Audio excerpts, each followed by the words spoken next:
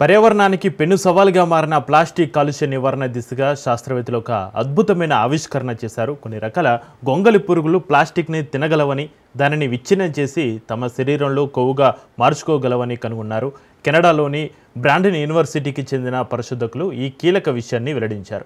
యూనివర్సిటీలోని biology విభాగం professor doctor Bryan కసోన్ నేతృత్వంలోని బృందం మైనపు చిమ్మట గొంగళి పురుగులు గ్రేటర్ వాక్స్ మాత్ లార్వాపై ఈ పరిశోధన నిర్వహించింది. కేవలం 2000 మైనపు పురుగులు ఒక సాధారణ పాలిథీన్ కవర్ను 24 గంటల్లో పూర్తిగా విచ్ఛిన్నం చేయగలవని వారి అధ్యయనంలో తేలింది. ఈ పురుగులు పాలిథీన్ జీర్ణం చేసుకుని దానిని లిపిడ్ల రూపంలోకి మార్చి శరీర కొవ్వుగా నిల్వ చేసుకుంటాయని శాస్త్రవేత్తలు గుర్తించారు.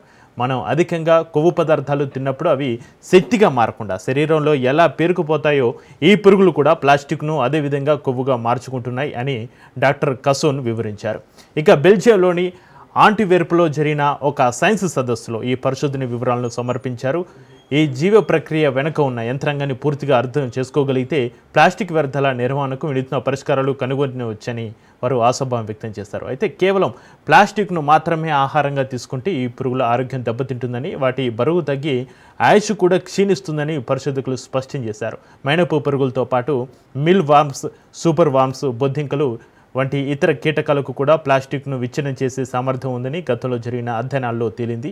ఈ కొత్త పరిశోధన ప్లాస్టిక్ కాలుష్య నివారణకు జీవ సంబంధ పరిష్కారాలపై మరిన్ని ఆశలు రేకెత్తిస్తోంది.